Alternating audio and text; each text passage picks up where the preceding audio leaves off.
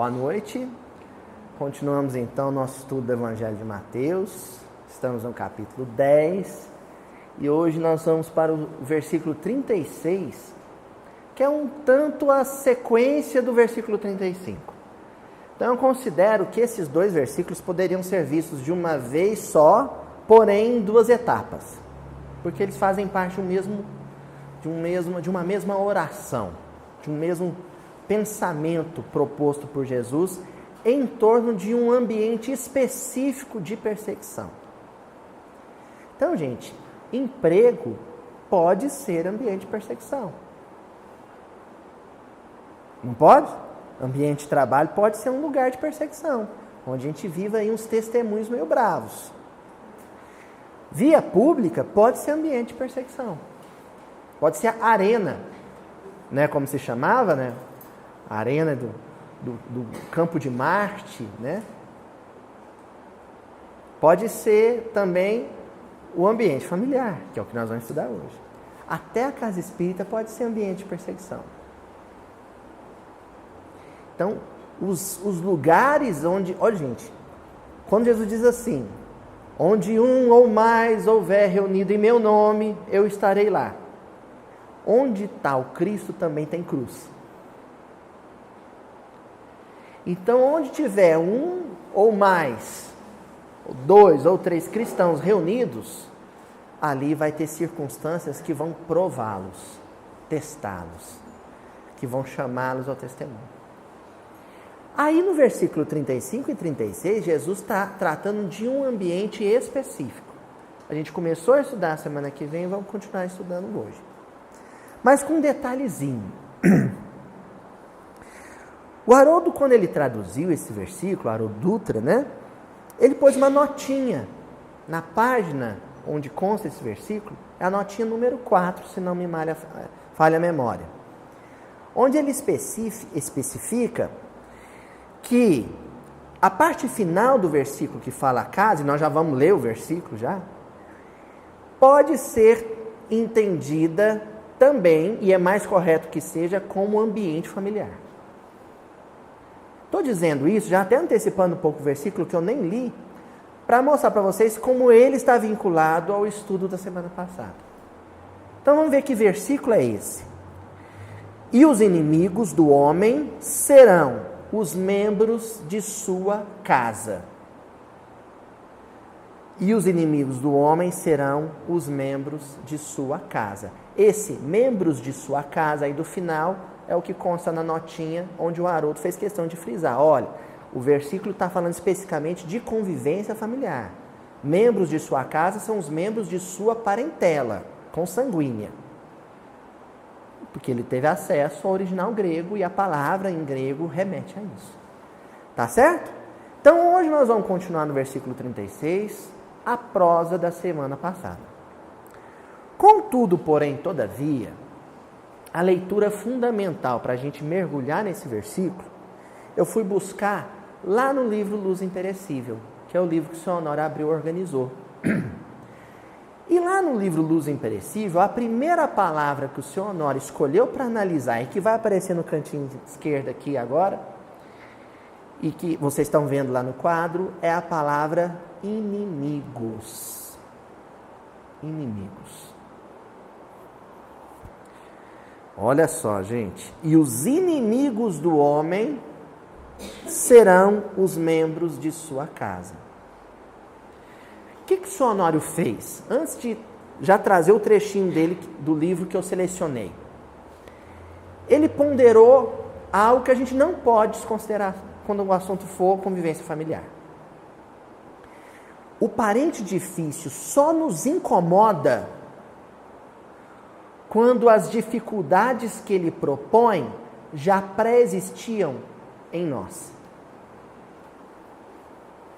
O parente difícil só nos perturba quando os elementos que a convivência com ele propõe, os elementos de perturbação, já pré-existiam em nós.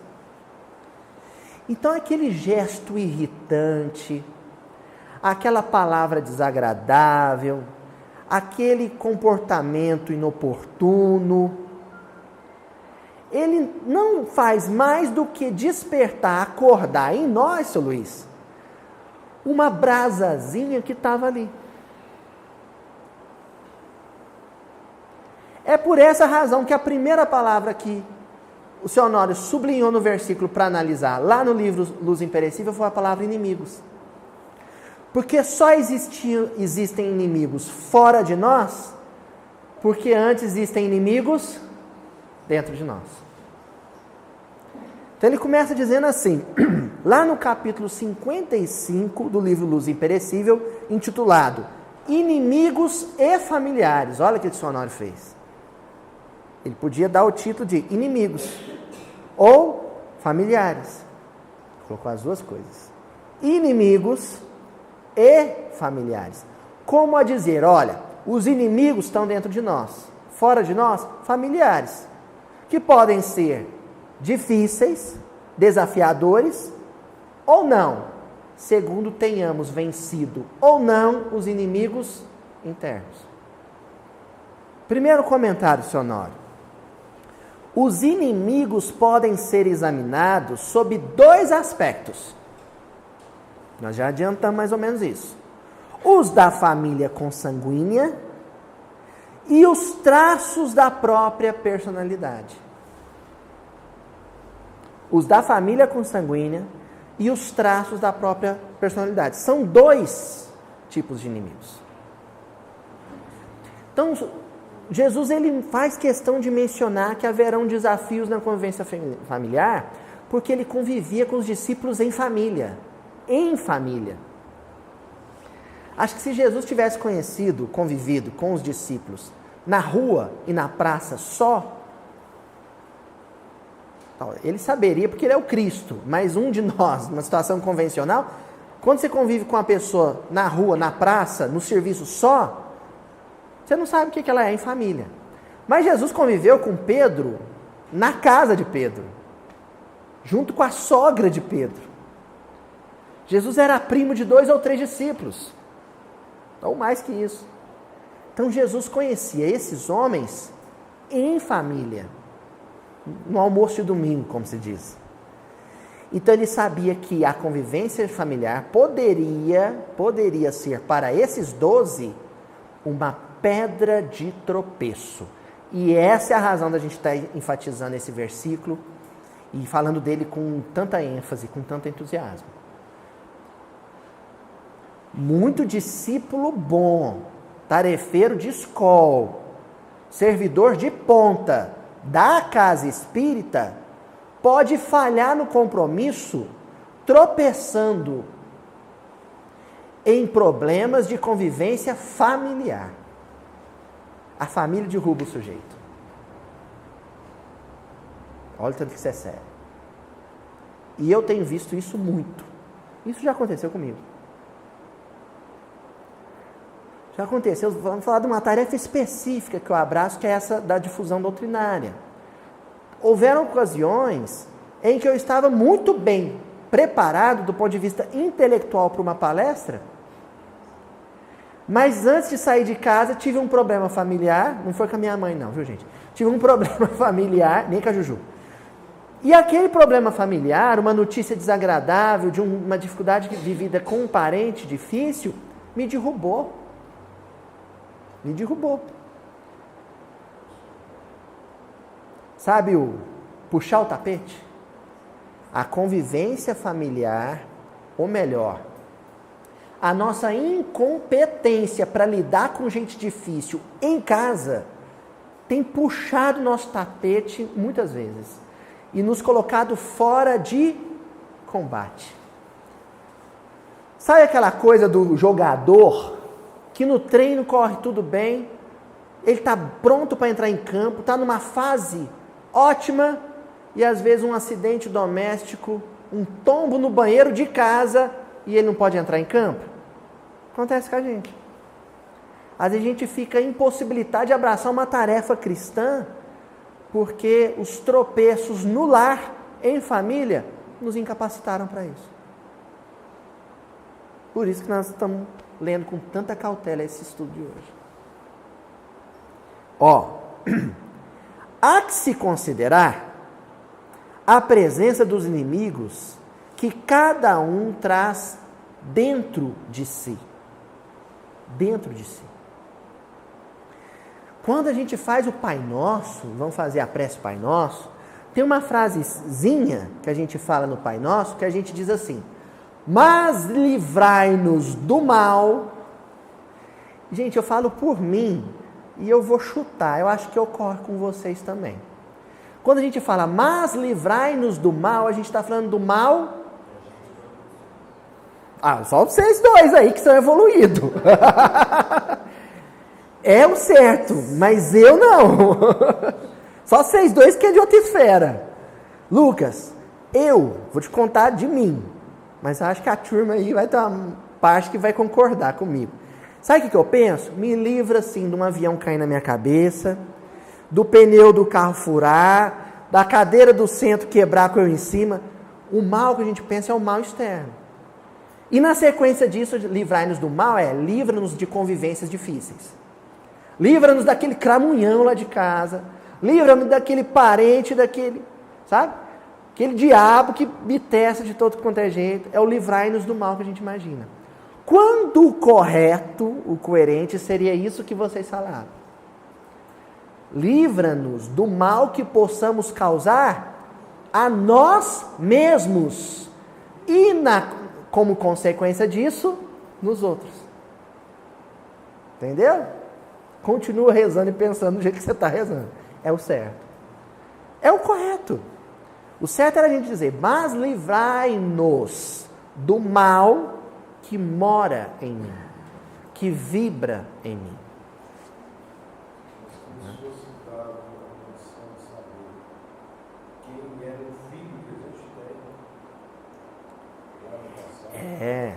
Se a gente descobrir um negócio desse, seu Adel, sim, aparentemente poderia ser algo positivo. Aparentemente. O que é esse aparentemente? Só a Adelma aqui, gente, o pessoal de casa não sabe. Só a Adelma está dizendo, se nos fosse dado saber quem é aquele parente complicado, ou aquele filho, ou aquela esposa, ou aquele marido, talvez, sabendo que a gente já aprontou com ele, a gente fosse mais paciente. Talvez. Você sabe qual que seria o problema disso, Adelma? E é a razão do esquecimento passado? Complexo de culpa. Nós já estudamos isso aqui. Nós não suportaríamos saber o que fizemos. Com o filho, por exemplo. Nós não daríamos, a gente cairia numa depressão profunda, a gente ia parar no sanatório.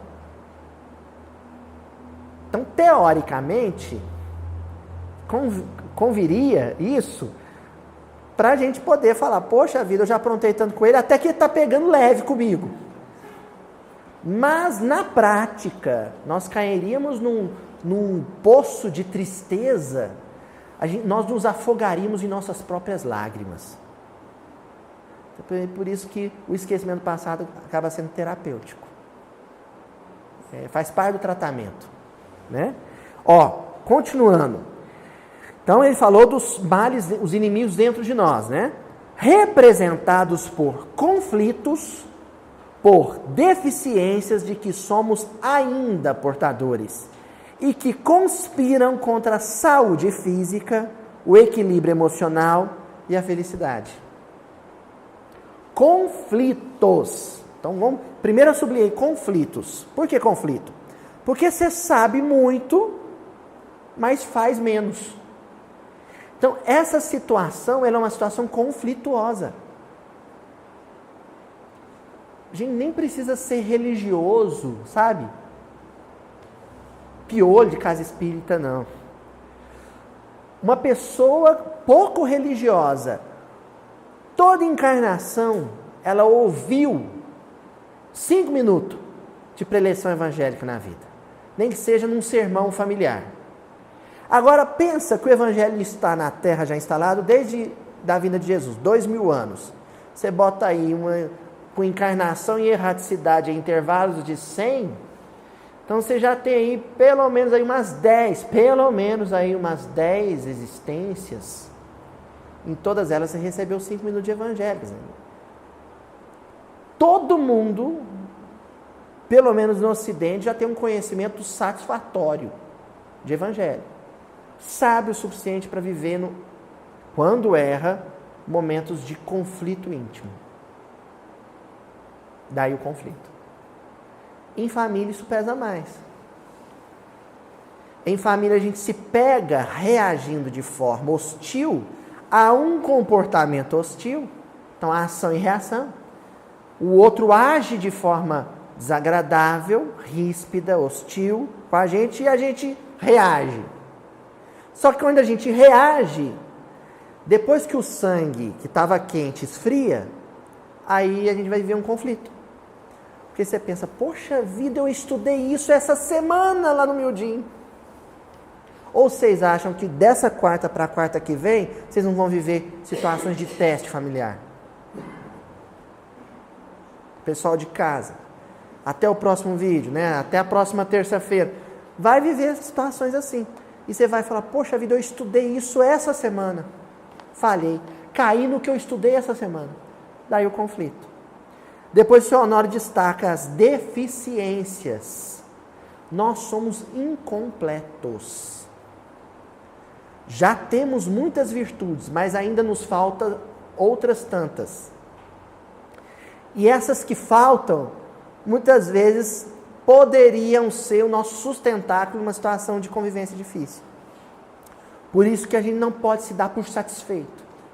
Por isso que a gente não pode cair no engano, no engodo de achar que já está completo. Você tem que sair daqui do centro, fechar uma página de livro e falar assim, ainda me falta muito. Então não posso dormir no ponto. Eu não posso jogar a toalha. Ainda existem qualidades espirituais por serem conquistadas. E enquanto eu não as conquistar, eu vou continuar tropeçando na mesma pedra. Caindo nas mesmas armadilhas. Certo? E por último, que conspiram. Gente, sabe aquele negócio de marcar gol contra? A gente marca gol contra o dia inteiro. A gente conspira, sabe contra quem? Contra a nossa própria felicidade. A gente trabalha contra o patrimônio. Dá tiro no pé. Vamos falar de uma situação muito comum em família? Tem até uma mensagem lindíssima do Humberto Campos, que se chama O Grito de Cólera. Lembra, Euridice? O grito de cólera. Explosões de cólera. No livro Entre a Terra e o Céu, a irmã Clara, personagem irmã Clara, reúne um grupo no mundo espiritual e vai dar uma aula para eles. Ela está dando um curso, preparando eles para reencarnar. E um dos temas, uma das aulas, que é a aula que o André Luiz descreve, sabe qual que era o tema? A cólera. E aí eu não me esqueço disso, que eu me encolerizo frequentemente, eu não me esqueço disso. A definição da irmã Clara para a cólera, ela disse que cólera é o curto-circuito da alma. Sabe fio desencapado? Você faz o seguinte, você fica descalço, joga água no chão, faz uma poça d'água, seu Daniel, pisa na água, Lucas, e depois segura o fio. Aquela sensação que você vai ter é o que acontece com o seu psiquismo durante uma explosão de cólera. Como é que você fica depois do choque? Dependendo do choque, não fica, né? Mas se for um choque só para dar aquele que dá o tranco, você fica com os músculos todos doendo. Você fica abalado. Gente, depois de uma explosão de cólera, fisicamente a gente fica destruído, não é, Ana Paula? A gente fica destruído. O coração fica disparado.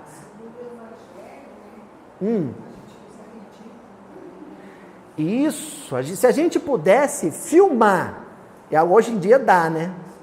Você faz o seguinte, o senhor Ademo, lembra quando a gente começou o Humilde, ele trouxe uma GoPro do filho dele aqui, para a gente fazer alguns testes. Sabe o que é a GoPro, gente? É aquela câmerazinha que o pessoal põe no capacete quando vai pular de paraquedas, de bicicleta. Você faz o seguinte, você pede para um parente seu colocar uma GoPro na cabeça e te filmar quando você estiver tendo um ataque de cólera e depois passar para você assistir. Todo mundo ao seu redor vai dar gargalhada, vai rir, porque é ridículo, é cômico. Você vai chorar de vergonha. Então a cólera é a típica situação em que você conspira contra si mesmo. Trabalha contra. Dá um tiro no pé. Aí que entra orar e vigiar. Porque qualquer um de nós pode ter uma explosão de cólera.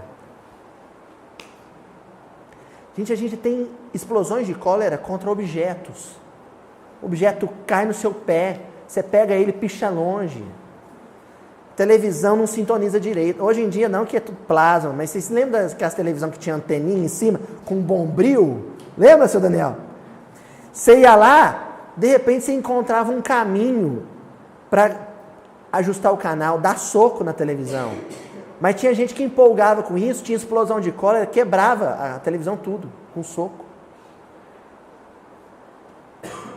Corpo que sente. Por isso que o seu Honório termina aqui dizendo, ó, conspira contra a saúde física, o equilíbrio emocional e a felicidade.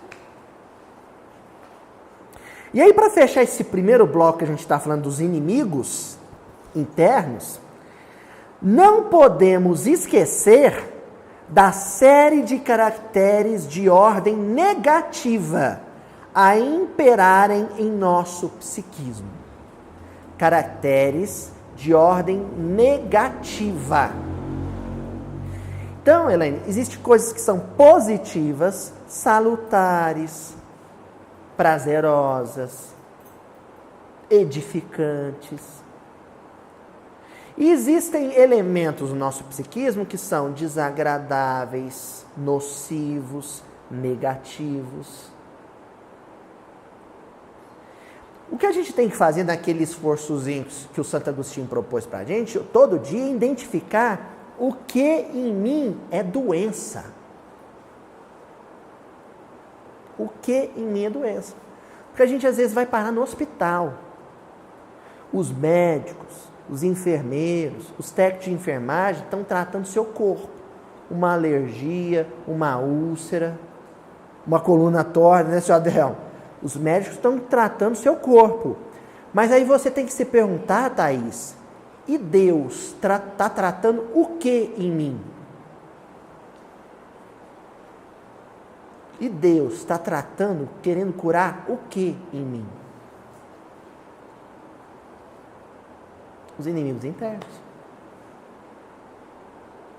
E aí uma situação extrema, como uma enfermidade física, um desemprego, uma separação afetiva, e sobretudo, e é o tema de hoje, desavenças no lar, elas acontecem, a espiritualidade deixa acontecer, permite acontecer, porque quando a poeira baixa, é que você tem condição de fazer um mapa. Mapear o seu psiquismo. Ah, eu sou arrogante, eu sou impulsivo, eu sou truculento, eu sou agressivo, ou eu não sou agressivo, mas eu sou rancoroso. Faz a lista. Faz a listinha lá, é isso. E trabalha em si, porque esses são seus inimigos. Os inimigos que o versículo está mencionando. Bom, eu até não mencionei, mas a Juju já mostrou, inimigos / casa. Então, é um joguinho, uma brincadeira que nós vamos fazer com o versículo hoje, porque nós vamos analisar 2 palavras de cada vez. Vou até pedir para a Juju colocar de novo. Então, nós estudamos aqui inimigo / casa. Porque, numa perspectiva, sob um olhar, são os inimigos de qual casa? Aí, seu Luiz. Isso mesmo, Tatiana. Da casa mental. Os inimigos que moram na minha casa psíquica. Agora, doravante, agora sim vai aparecer a próxima parte, a próxima etapa do estudo. São os inimigos da casa física, de onde eu moro. São os inimigos da parentela. E quase todos eles, inimizade, gente, é que nem amizade. Não acontece de improviso. A amizade, a inimizade, não é um negócio que surge de hoje para ontem, de ontem para hoje, de hoje para amanhã. Não é. Fala, Tonzinho. Isso, é o que a gente já estudou até agora.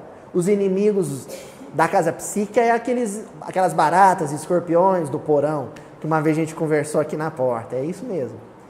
Só que existem fora da gente, externamente, aqueles adversários cuja inimizade foi construída por séculos.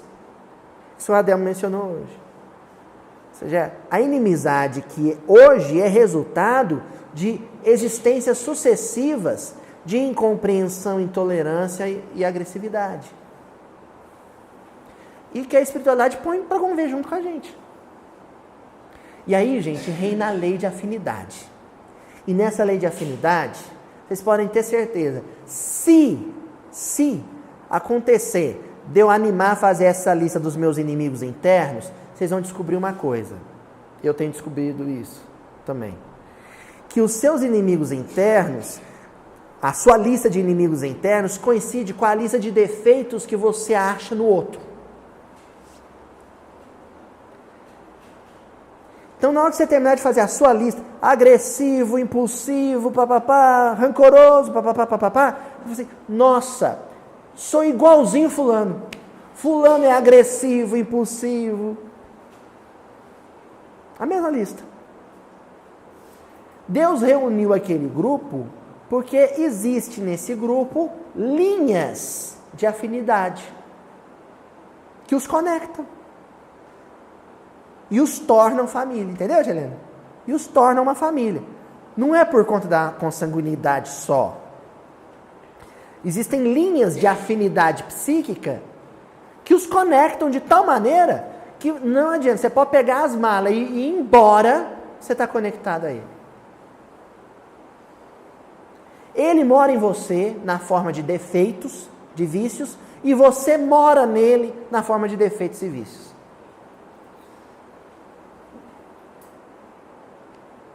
É por aí. Então, a próxima etapa que nós vamos estudar aqui é essa que a Juju mostrou. Vou pedir para ela mostrar de novo. Hoje eu estou pedindo para aparecer o versículo de novo, para a gente ver essa dualidade. Que agora nós vamos falar de membros e casa. Membros / casa. Os membros da casa, da família. Pai, mãe, irmão, irmã, filhos, marido, esposa, avô, avó, tios, sogro, sogra, nora, genro.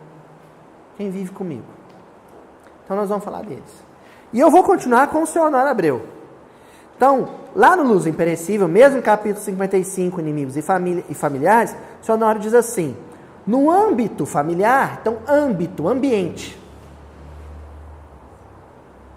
Tem muita gente que hoje fala-se muito de fatores ambientais, né? Psicologia moderna, não é assim? Fala muito. Ah, porque fulano tem assim por causa dos fatores ambientais. Os fatores ambientais, o ambiente, ele só acende, desperta, é a espoleta, a faísca, de um comburente que é interno. Então, o palito de fósforo aceso, a faísca, ela é inofensiva. Ela só se torna letal se tiver um barril de pólvora ali. E o barril de pólvora sou eu com os meus efeitos. Então, por isso o Sr. Honório começa dizendo, no ambiente familiar é onde está a fagulha, onde está a labareda, que pode acender a pólvora que está dentro de mim. Os inimigos, nem sempre manifestos ostensivamente, nem sempre manifestos de forma ostensivamente. O que é isso, Elaine? Você odeia seu filho? Não, ele é meu filho, eu amo meu filho, mas odeio. Você odeia seu pai? De jeito nenhum, ele é meu pai. Lógico que eu amo meu pai, claro que eu amo meu pai, mas eu odeio. Aí você vai fazer uma terapia e de repente você descobre que a convenção social determina que você diga, eu amo meu pai. Mas na prática, no dia a dia, no cotidiano, o que se expressa é ódio. Então, por isso o Sr. Honório disse, foi muito feliz, manifestações ostensivas. Não existem manifestações ostensivas de inimizade, mas existem manifestações veladas, camufladas, maquiadas de inimizade. Se revelam em coisas simples. Brigar por causa do canal de televisão. Ali está uma inimizade velada, sabe? Maquiada pela parentela. Agem e reagem de modo a impedirem, ainda que inconscientemente, que vivamos como gostaríamos, compreendidos e amados. Agem e reagem, eu sublinhei isso. Então, o parente difícil é aquele que age para me irritar, ou muitas vezes reage a uma irritação que eu sugeri a ele. Então, muitas vezes ele me provoca, mas outras tantas eu provoco ele. E o Sr. Honório disse aqui, inconscientemente, o que é o perigo. Quantas vezes a gente provoca o outro, leva o outro a um estado... O outro teve a explosão de cólera. E eu falo, nossa, hoje minha esposa teve uma explosão de cólera lá no almoço. Mas quem provocou? Ah, diz ela que fui eu. Diz ela que fui eu. Será que é só a impressão dela? Ou reação minha, né? O outro me provocou e eu não segurei a onda. Não dei conta de segurar o rojão. E explodi. E essas situações de ação e reação negativas, em que ora a agressão a partir do outro, outra hora a partir de mim, é que me impedem de viver num clima familiar que eu gostaria, de compreensão, de amor. Então, todo mundo sabe definir a família perfeita. A família perfeita é uma família onde não existe briga. O que a gente não expressa é que a família perfeita que não briga da minha cabeça é aquela em que todo mundo concorda comigo. Não é assim, Thaís? Pensa, Tânia. O que é a família perfeita para mim? É aquela onde não briga. E qual que é a família que não briga? É aquela em que tudo que eu digo, as pessoas acenam que sim. Aí não tem briga, né? E isso, gente, é uma grande ilusão. Isso é uma percepção. Como é que eu posso usar uma expressão? Eu usar uma percepção entorpecida, narcotizada da realidade. A gente fica intoxicado, se droga com o próprio egoísmo. E cai nesse labirinto de ego, do ego, em que o outro só é bom se ele consentir com tudo que eu proponho. Mas as pessoas são elas mesmas. E esse acordo nem sempre é o melhor. Dificilmente vai ser possível. Então tinha um filme interessante que eu gostava que chamava assim, Alguém Tem que Ceder. Vocês lembram desse filme? Alguém tem que ceder. Isso é regra de vida. Alguém tem que ceder. Porque senão é um buraco e que dois estão cavando e que aquilo não vai ter fundo. Em filigranas. O que é filigranas? Detalhes. Coisa que dá para deixar passar, gente. Que dá para ceder. O canal de televisão. O lugar onde vai jantar no restaurante. Sabe? A conta de telefone. Nessas coisas, o que der para ceder, a gente cede.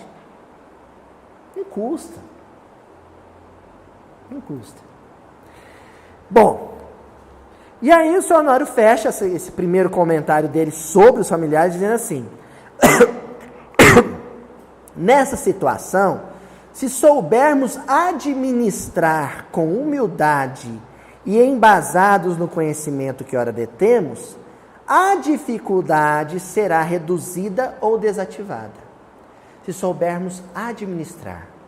É uma questão de gestão de conflitos. Você vai fazer a gestão daquilo. E às vezes a gente vê gente muito competente para fazer a gestão de um setor da empresa. Às vezes de uma empresa inteira.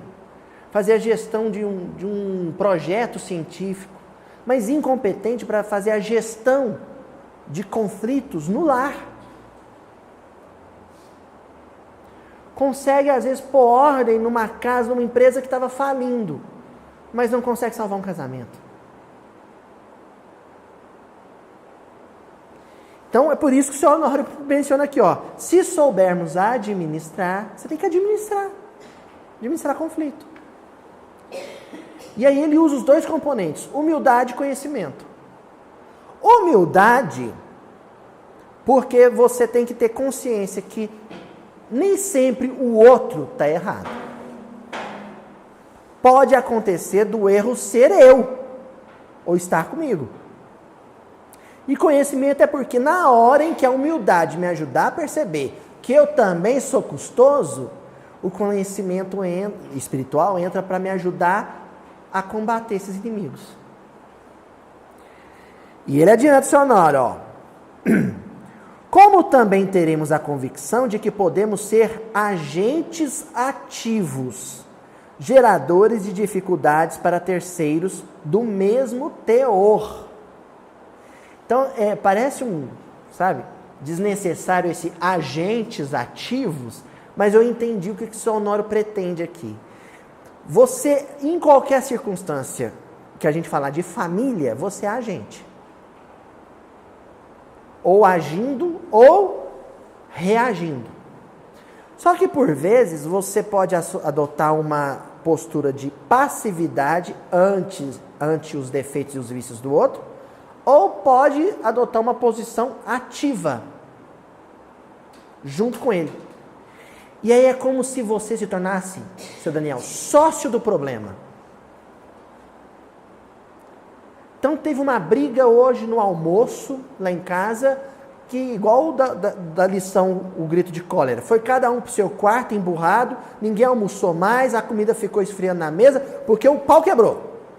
A chapa esquentou, Tonzinho.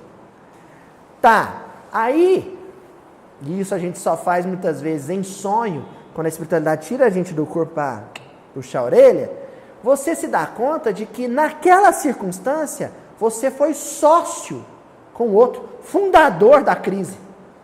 Sócio fundador. Você e o outro, em parceria, criou aquele atrito.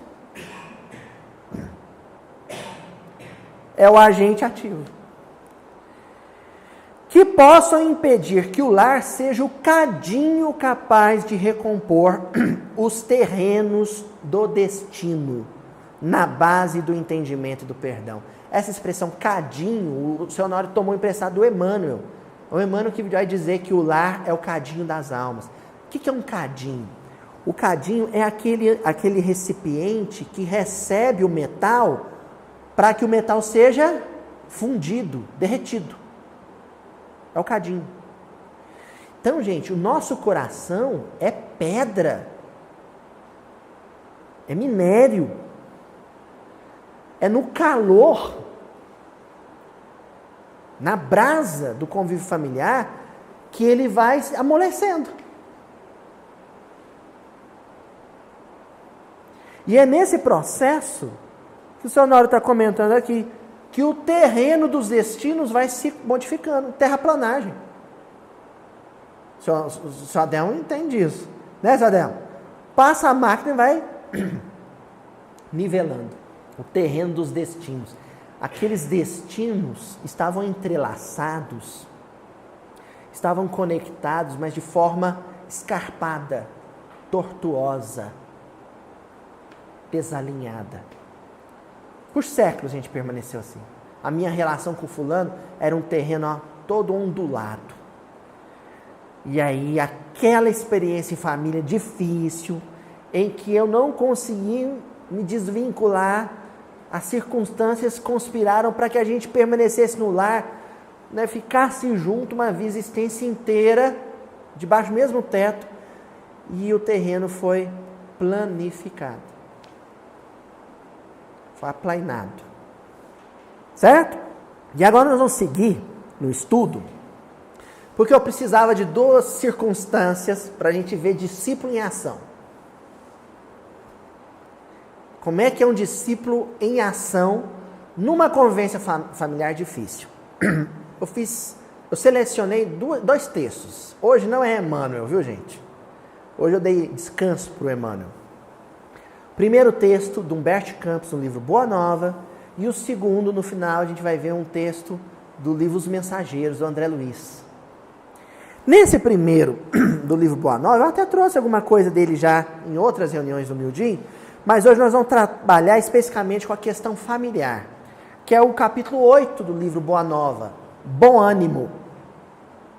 A lição que se passa em torno do discípulo Bartolomeu, também chamado de Natanael, né? Já estudamos ele aqui em outra ocasião, mas hoje eu vou tratar especificamente da questão familiar. Então, eu grifei aqui primeiro nessa lição, quando Humberto Campos, que não desperdiça a palavra, ele disse assim: o apóstolo Bartolomeu foi um dos mais dedicados discípulos do Cristo, desde os primeiros tempos de suas pregações, junto ao Tiberíades. Todas as suas possibilidades eram empregadas em acompanhar o Mestre na sua tarefa divina. Eu sublinhei. Um dos mais dedicados discípulos. Gente, eu não estou falando de discípulozinho, não. Nós estamos falando de um dos 12, escolhido a dedo pelo governador do orbe. É discípulo direto, discípulo que dormia e acordava com Jesus, que andou pela Galiléia com ele. E esse discípulo direto, com uma bagagem extraterrena de espiritualidade, viveu problema em família. Por que eu destaquei isso? Nós estamos aqui já estudando sobre discípulo há vários meses. Vamos atravessar o ano estudando sobre discípulo. Eu pergunto para vocês, qual de nós aqui tem o direito de blasfemar acerca dos nossos problemas familiares? Se esse discípulo de escola não foi liberto, dispensado desse tipo de teste. Nós não temos esse direito. Se Bartolomeu conviveu com um pai difícil, uns irmãos custosos, quem que eu penso que sou para exigir que Deus me dispense disso? E a gente se pega, se flagra numa situação blasfematória quando a gente se põe a rezar pelos nossos parentes difíceis. A maneira como a gente reza por um parente difícil é equivocada. Querem ver? Vê se é desse jeito, Sadel. Senhor Jesus, que a tua bondade, floreia, né? Que a tua bondade e a tua misericórdia esplêndida e magnânima possa transformar aquele meu irmão endurecido lá do lar. Primeiro, você está dedando o outro, né? Você está entregando o outro. Segundo, Lucas, você está, na verdade, dizendo para Deus assim, vamos resumir, trocar em miúdos o que você disse? Você falou assim, Senhor, me livra desse problema, me dispensa desse problema. A oração correta seria a seguinte, aí pode até florear, do mesmo jeito, né, seu Daniel?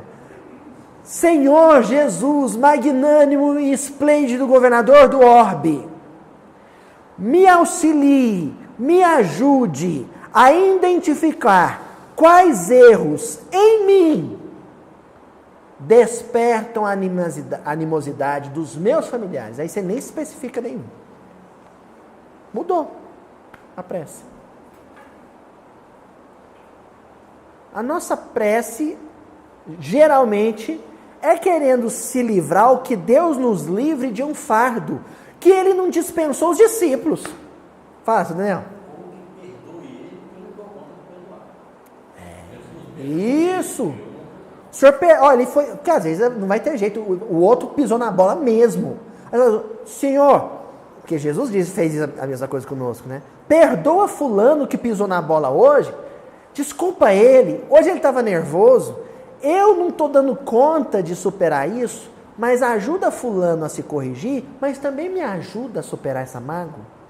Mudou de figura a prece. Mas geralmente não é assim a nossa prece. Nós somos tão arrogantes que a gente acha que Deus tem a obrigação de nos livrar daquele parente espinhento. Ouriço. Prossegue. Livro Boa Nova. Embora nascido em Caná da Galileia, Bartolomeu residia então em Dalmanuta, para onde se dirigiu, meditando gravemente nas lições que havia recebido.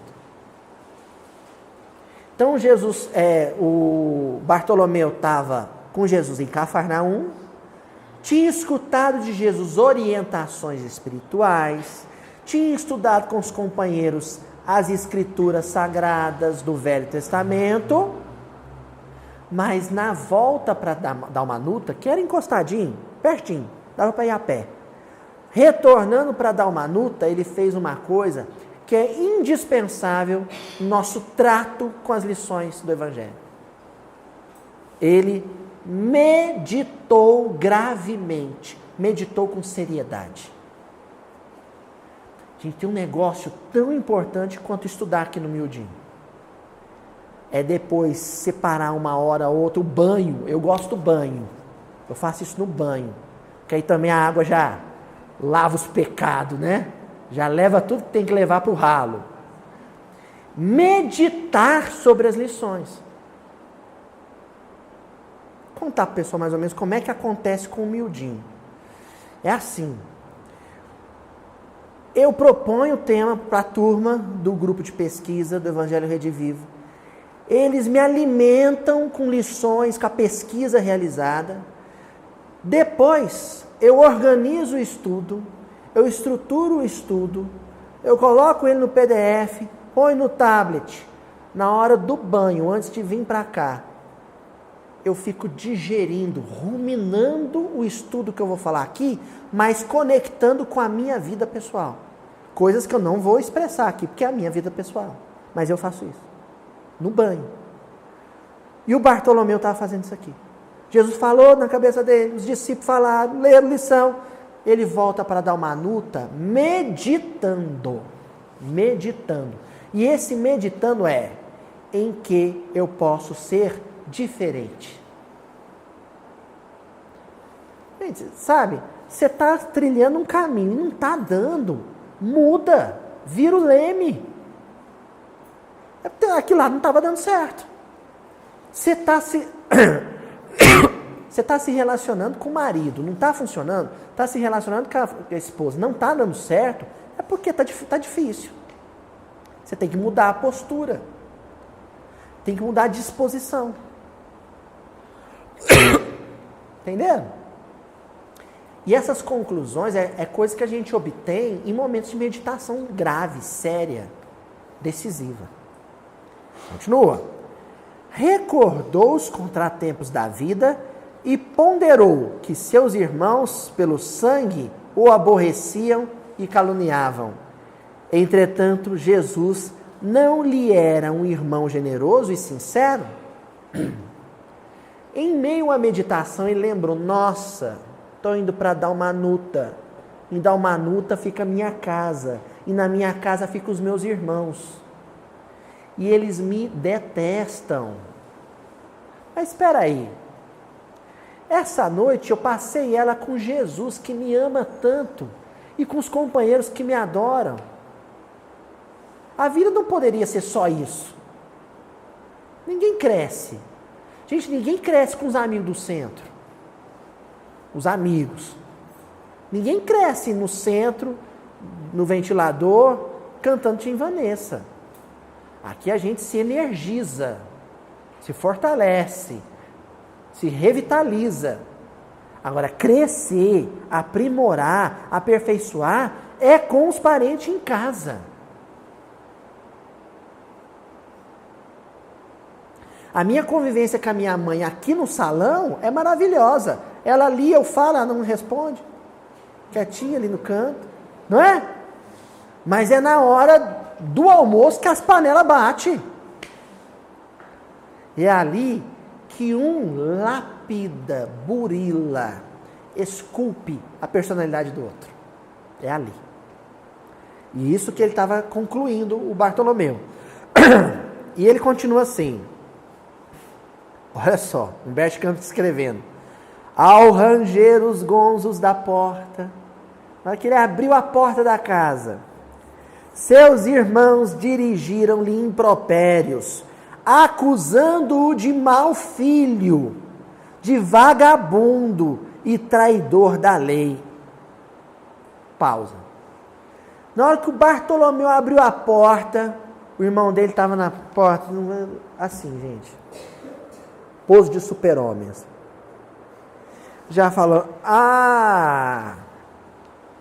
então você foi lá ficar com o seu paizinho do coração Jesus Cristo, mas o seu pai estava aqui em casa. Mau filho, filho ingrato. E além de tudo, vagabundo. Tinha serviço aqui para fazer, você lá em volta, falando de evangelho. Vagabundo. Indecente. Foi as boas-vindas que ele teve em casa.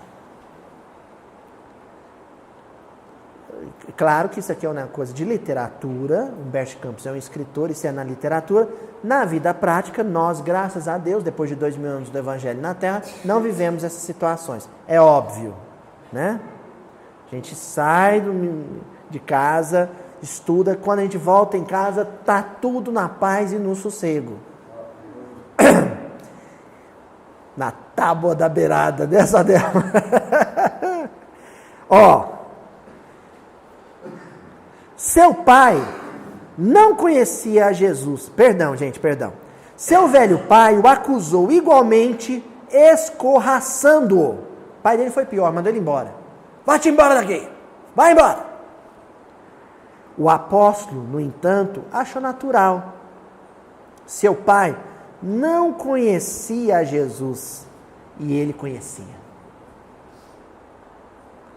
Não conseguindo esclarecê-los, guardou os bens do silêncio e achou-se na posse de uma alegria nova. Guardou os bens do silêncio. Porque, gente, existem benefícios, tesouros, que só o silêncio real garantem para nós. Eu estou falando silêncio real, não o silêncio vocal. O silêncio real é aquele que inclui também a serenidade vibratória. Então, quando você responde um familiar, quando você dá uma resposta que a gente chama à altura, quando a gente tenta pôr o outro no seu devido lugar, você paga um preço que não vale a pena pagar. Porque você abre mão de uma coisa íntima que era sua e era um tesouro. A paz. A paz. Isso tudo é o que a gente pode chamar de alegria nova, né? Porque a gente conhece aquela alegria festiva, a alegria das reuniões, né, em família, de Natal, a alegria do churrasco, a alegria do clube, a alegria do barzinho. Mas essa aqui é a alegria nova, porque é a alegria que se faz intimamente por ter vencido um inimigo interno. Sabe aquela coisa de, se a gente tivesse ganhado da Alemanha na final naquele jogo da Copa, Seria uma alegria, não seria? Pois é, quando você vence um adversário interno, você tem aquela alegria. É a alegria nova. Depois de repousar alguns momentos, então ele deitou, tirou um cochilo, tomou as suas redes velhas e demandou sua barca. Teve para com todos os companheiros de serviço uma frase consoladora e amiga. O lago como que estava mais acolhedor e mais belo. Seus camaradas de trabalho mais dedicados e acessíveis. De tarde, não questionou com os comerciantes, enchendo-lhes, aliás, o espírito de boas palavras e de atitudes cativantes e educativas. Então, o que aconteceu? Por quê? E só porque ele tinha vencido as lutas íntimas, ele conseguiu vencer as lutas familiares. E por quê? E só porque ele venceu as lutas familiares, ele foi capaz de vencer as lutas no ambiente profissional, na via pública. Ninguém que não vença as lutas familiares, vencerá fora do lar. Isso é condição, gente. Só quem vence os inimigos internos, vence os inimigos no lar. Vence com silêncio. E só quem vence a luta diária em família, consegue lidar bem, por exemplo, com um cliente difícil no escritório. Com um aluno complicado na sala de aula. O lar é que te prepara para a vida. É que te põe em condições de ir para a rua. É o lar. Bom, e agora para finalizar, o livro Os Mensageiros, capítulo 35, culto doméstico. Lembra desse, mãe? Minha mãe eu sei que gosta muito desse capítulo. É a casa da Dona Isabel, gente. A Dona Isabel é uma tarefeira espírita que havia encarnado no Rio de Janeiro, reencarnado no Rio de Janeiro, mas que vinha do nosso lar, né, Euridice? Ela, as filhas, vinham do nosso lar. E o André Luiz, ele visita o lar e assiste o contexto de um culto do Evangelho no lar. Então aqui eu vou destacar, gente, a importância do culto do lar. Ler, fazer prece, a gente faz todo dia. Mas é necessário um horário específico, um dia específico, né, seu Adelmo? Para você pausar a vida em família, para que todos compartilhem de um momento consagrado, um momento de culto. Se os familiares não aderirem a isso, você faça isso individualmente, não tem importância. Mas é importante que seja num determinado dia, numa determinada hora. É uma reverência ao Evangelho de Jesus, que você faz dentro de casa. Então a lição começa dizendo assim: nas primeiras horas da noite, Dona Isabel abandonou a agulha e convidou os filhinhos para o culto doméstico. Notando o interesse que me despertavam as crianças, Aniceto explicou: as meninas são entidades amigas do nosso lar, que vieram para serviço espiritual e resgate necessário na terra. O mesmo, porém, não acontece ao pequeno, que procede de região inferior. Eu sublinhei duas coisas. Primeira coisa, a Dona Isabel era costureira. Então ela pausou a agulha para fazer o culto. Parece uma coisa boba, simples que eu estou dizendo. Mas o mundo hoje tem uma dificuldade enorme de parar a máquina da produtividade econômica, parar aquilo, sair daquele tempo cronos para vivenciar um momento de espiritualidade. E essa mulher está dando um exemplo. Ela falou: não, agora eu vou parar de ganhar dinheiro para conquistar outros valores de espiritualidade em família. Os pais de família hoje estão com uma dificuldade, e quando eu digo pais de família, isso inclui as mulheres também, estão com uma dificuldade enorme de parar de ganhar dinheiro um pouco para reunir com família, para viver um momento de espiritualidade. E justo no momento em que as trevas estão atacando, fuzilando a instituição da família. Gente, isso é um plano macabro das reuniões de sofrimento na Terra. desestruturar o projeto de Jesus na humanidade através da família. E o lar que não souber dar essa pausa indispensável para cultuar o evangelho estará vulnerável. Então nós já sabemos que era o inimigo da Dona Isabel em casa, né? E era o inimigo do Cristo. Era o caçulinha. Novinho, rapazote. Molequinho, dos 11, 12 anos. As filhas eram companheiras. Ele não. Ele é o adversário do Cristo em família. E como o Cristo naquela família era representado pela matrona, pela Dona Isabel, ele vai ser um adversário da mãe. Dos ideais da mãe, dos propósitos da mãe. Bom, aí no capítulo 36, que é intitulado Mãe e Filhos, prossegue o culto. O culto foi maravilhoso. Dona Isabel estudou um capítulo do Evangelho de Mateus, estudou versículo, Dona Isabel fazia miudinho em casa, só que ela abriu acaso. Pegou um versículo de Mateus, estudou com os filhos, leu um recorte de jornal sobre uma notícia de suicídio, e eles falaram sobre, se não me falha a memória, sobre a irreflexão. Agir sem pensar, sem meditar, sem refletir. No finalzinho do culto, começa a ter uns transtornos ali, gerados pelo menino invigilante. Menininho, mas invigilante.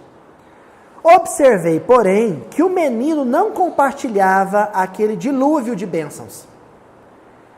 Entre Dona Isabel e as 4 filhinhas, havia permuta constante de vibrações luminosas, como se estivessem identificadas no mesmo ideal e unidas numa só posição. Mas o rapazote permanecia espiritualmente distante, fechado num ciclo de sombras. Então, gente, existe o distanciamento psíquico, mesmo onde não existe o distanciamento afetivo. Então, distanciamento afetivo é uma coisa, distanciamento psíquico é outro. Distanciamento afetivo é quando você não ama o outro, você não sente nada pelo outro. Distanciamento psíquico é quando você ama o outro, tem afeto, quer bem, tem amor, mas os ideais não batem. Você está apontando para o Cristo e o sujeito está apontando para o mundo. Ali há um distanciamento psíquico. De quando em quando, sorri irônico, insensível à significação do momento. Valendo-se da pausa mais longa, ele perguntou à genitora menos respeitosamente: Mamãe, que entende a senhora por pobreza? Então aqui eu vou destacar o seguinte. Primeiro, ele era frio, insensível em relação ao evangelho. Todos nós temos um parente assim. Que é uma pedra de gelo quando o assunto é espiritualidade. Mas você mostra miudinho, você mostra Tim Vanessa, você mostra Haroldo Dutra, você mostra Rossandro, você mostra Divaldo, você compra o Paulo Estevão, dá de presente, compra o Morro Alto, dá de presente, e o sujeito é insensível. Um freezer. Nada toca ele. Tem ou não tem gente assim na família? É o que mais tem. Só que esse menino, além de ser frio, ele era irônico. Então ele viu a mãe falando, ele falou, quer saber, eu vou cutucar, eu vou alfinetar. Mamãe, o que a senhora entende por pobreza, hein? Mamãezinha. Isso é por minha conta. O que a senhora entende por pobreza? E ela respondeu assim: Creio, meu filho, que a pobreza é uma das melhores oportunidades de elevação ao nosso alcance. Pausa. As nossas crianças estão lidando mal com as questões de materialidade. Então eu vejo uma celeuma, sabe, um quiprocó nas redes sociais com relação ao ensino da ideologia de gênero nas escolas. As pessoas estão tão preocupadas sobre o ensino de sexualidade na escola e batem palma para o ensino de educação financeira. Ficam felizes porque na escola tem um supermercadozinho, onde ele aprende a fazer conta, a poupar, a fazer cofrinho. Porque o maior crime na educação de uma criança é dar um cofrinho de presente para ela. Ninguém se sensibiliza com isso. Você está educando para a sovinice, para a avareza, ou para o descabido relacionamento que o homem moderno tem com a própria profissão. Você está fabricando, sabe o quê? Um workaholic. É um maníaco por trabalho, por produtividade econômica. Aí se você pega um sujeito mal inclinado que nem esse menino, que já era um avarento encarnado, ou um empreendedor compulsivo encarnado, quando você propõe esse mundo nosso, sabe, pragmático, materialista, consumista para ele, enfia a goela abaixo, dá para ele com sucrilhos, você está alimentando um vício que ele reencarnou para vencer. Ele reencarnou para vencer aquilo que você está alimentando.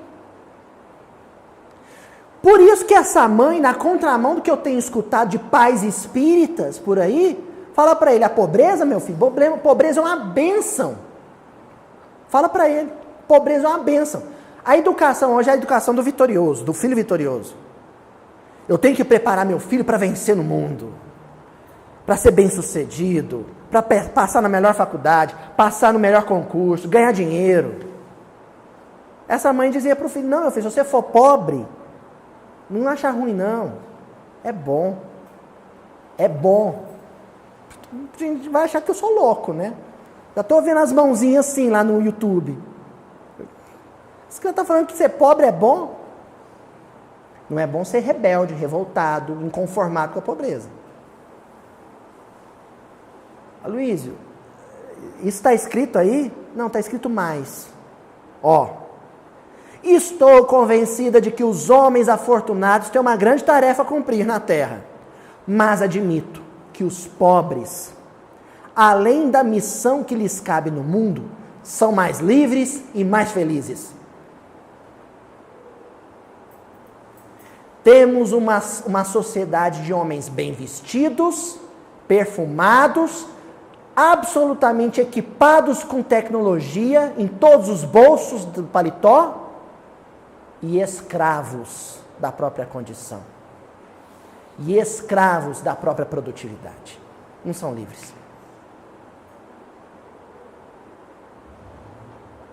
Na pobreza é mais fácil encontrar a amizade sincera. Não tem interesse. A visão da assistência de Deus, os tesouros da natureza, a riqueza das alegrias simples. Como é que ela estava vivendo com os filhos? Das alegrias simples e puras. Por que eu frisei esse tópico na lição da Dona Isabel? Porque quando um pai, estou analisando aqui relação pai e filho, é o caso. Quando um pai tem uma visão como a dela, de desprendimento dos meios materiais, e de priorização da espiritualidade, se reencarnar na casa dele um espírito avarento, ambicioso, o que esse menino vai ser do pai? Responda. Está lá no quadro. Inimigo. É inimigo. Ele não conforma. Ele queria morar numa casa maior, o pai está feliz com a casa pequena. Ele queria que o pai trabalhasse muito mais, investisse. Vocês vão ver o que esse menino vai propor para a mãe. Apesar da beleza profunda daquela opinião, o rapazola permaneceu impassível, respondendo ao contrariado. Infelizmente, não posso concordar com a senhora. Até os garotos do jardim de infância pensam de modo contrário. Dona Isabel mudou a expressão fisionômica, assumiu a atitude de quem instrui, com a noção de responsabilidade de mãe, e acentuou: não estamos aqui num jardim da infância, meu filho. Estamos no jardim do lar. competindo no saber que as flores são sempre belas, mas que a vida não pode prosseguir sem a bênção dos frutos.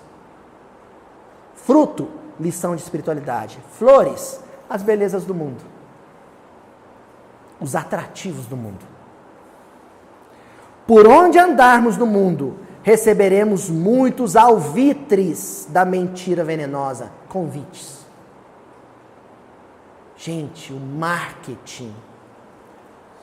Sabe, o marketing na Terra, as agências de publicidade são frequentemente instruídas e orientadas pela espiritualidade infeliz que arquiteta contra o Cristo no mundo. O negócio por detrás da sociedade de consumo é um negócio sombrio. Os convites são venenosos. É preciso vigiar o coração, Joãozinho, valorizando as bênçãos que Jesus nos envia. Vigiar o coração. O rapazinho, entretanto, demonstrando enorme rebeldia íntima, tornou. E aí nós vamos encerrando agora. A senhora não considera razoável alugar esse salão a fim de termos algum dinheiro a mais? Estive conversando ontem com o seu Maciel, quando vim da escola. Ele nos pagaria bem para ter aqui um depósito de móveis. Então tinha uma garagem na casa, que é onde ela pôs uma mesa e fez um centrinho na casa. O menino queria alugar. E ele é empreendedor. E tem pai que adora isso no filho. Meu filho, quando chega a conta do restaurante, ele que faz as contas para conferir. O menino já passou no seu Maciel da venda, já negociou o cômodo antes da mãe. Dona Isabel, de ânimo decidido, respondeu com energia, sem irritação. Então, um parente difícil, às vezes a gente vai ter que usar a energia com ele. Só não pode ter junto com a energia o quê? Irritação. Se você estiver irritado, não use energia. Porque aquilo vai ser aplicado de forma desmedida. Aí é estupidez, é brutalidade, é agressividade. Agora, se você sentir que está calmo, que está sereno, que está zen, use energia. Porque ela vai ser usada sob o seu controle.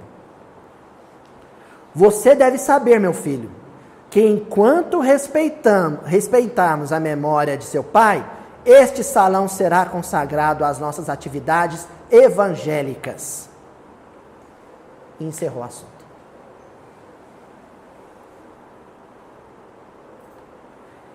E se eu insistir? O menino falou, atrevido. Perguntou mal-humorado, pequeno orgulhoso. A viúva, muito calma, eu sublinhei, muito calma, esclareceu firme. Então, firme, porém, calma. Quando é que eu vou saber que eu estou em condição de usar firmeza com um parente difícil? Quando eu me sentir calmo. Se eu não estou calmo, não usa de firmeza. Silencia, vai para o seu quarto e vai rezar. Vai ficar calmo primeiro. O pequeno quis retrucar, mas a luz emitida pelo tórax de Dona Isabel, ao que me pareceu, confundia-lhe o espírito. Então, primeiro eu examino se do meu tórax está irradiando luz. Agora, se do meu tórax estiver espirrando lava quente, não é hora de eu ser firme. Esse espírito tem condição de ser autoritário. Autoritário não, usei a expressão errada. Usar de autoridade moral. Porque eles estão calmos, serenos, plácidos. Olha, gente, admirei então profundamente aquela bondosa mulher, que se dirigia à filha mais velha como amiga, às filhinhas mais novas como mãe, e ao filho orgulhoso como instrutora sensata e ponderada. Então, com cada parente, a gente vai ter um trato diferente. Mas com qualquer um, o amor tem que ser o dínamo, a energia, por detrás do ato. Fechamos. Aniceto, que também se mostrava satisfeito, disse-nos em tom significativo: o evangelho dá equilíbrio ao coração. Fechamos. O evangelho dá equilíbrio ao coração. Parente difícil, inimigo do lar, todos nós teremos. Mas enquanto eu estiver com o evangelho, Meu coração vai ter equilíbrio, calma, segurança, para saber a hora de silenciar e saber a hora de usar a palavra cristã, o verbo iluminado. Deus nos abençoe, paz, prosperidade espiritual e bem para todas as famílias do Miudinho. Miudinho de Uberaba e o Miudinho espalhado pelo país afora e até fora do país. Até semana que vem. Nós não divulgamos esses vídeos para convencer ninguém.